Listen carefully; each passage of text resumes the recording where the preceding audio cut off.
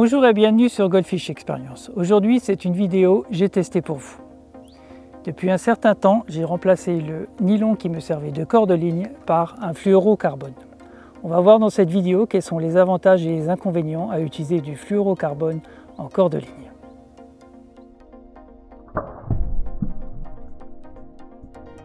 Comme avec le nylon, je laisse tremper quelques heures la bobine de fluoro avant de l'enrouler sur le moulinet.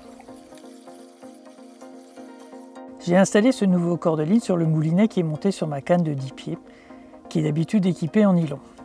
C'est la canne qui est en complément de la même canne, mais qui elle est montée en tresse. Ce fluoro de 18 centièmes remplace le nylon que j'utilise d'habitude, lui aussi en 18 centièmes. Cette canne est prévue pour toutes les pêches courtes de 12 à 35 mètres.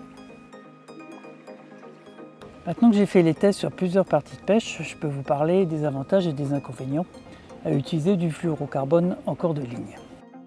On va commencer par parler des avantages. Alors, quelles sont les qualités que nous recherchons dans un corde-ligne pour la pêche au filaire? Alors d'abord, il doit être très peu élastique pour une meilleure détection des touches possibles. Le fluoro est moins élastique qu'un monofilament, mais quand même plus qu'une tresse qui n'en a pas du tout.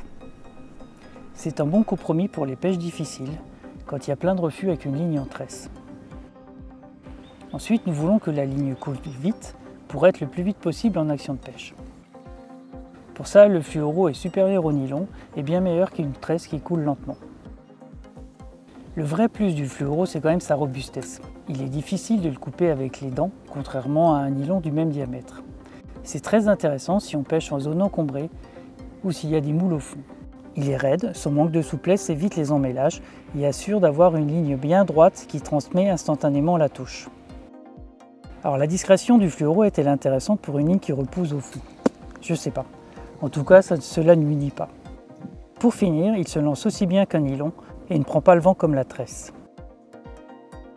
Ce corde-ligne en fluoro a quand même des inconvénients. Il se plaque au fond. Au ferrage, on remarque tout de suite une lourdeur. Pour cela, au moment de ferrer, il vaut mieux tirer la canne vers l'arrière plutôt que de la lever pour plus d'efficacité. Ensuite, il y a le prix de la bobine, 28 € les 150 mètres, contre environ 15 € les 300 mètres de nylon. C'est quand même le même prix qu'une tresse. Là, je vais vous donner un petit truc pour ces pêches courtes. J'utilise que 75 mètres sur le moulinet, ce qui me permet de faire 2 bobines de moulinet. Comme la tresse, la raideur peut engendrer des décrochages ou des casses. Pour le moment, j'ai rien remarqué d'anormal, même sur des gros poissons. En conclusion, je dirais que pour le moment, ce corde-ligne en fluoro me satisfait pour les pêches courtes. Je le place entre le nylon et la tresse. C'est quand même mieux qu'un nylon, mais dans certaines circonstances, c'est quand même moins bien qu'une tresse. Maintenant, il va falloir faire des essais avec des plus gros diamètres sur des pêches à 40 mètres. Là où aujourd'hui, la tresse a pris le dessus sur le nylon pour ses qualités en termes de détection. Cette vidéo touche à sa fin. Maintenant, vous avez mes impressions sur l'utilisation du fluoro en corde-ligne. On peut en échanger ensemble, par mail, par Facebook ou par les commentaires. Et je vous dis à bientôt pour une nouvelle vidéo sur Goldfish Experience.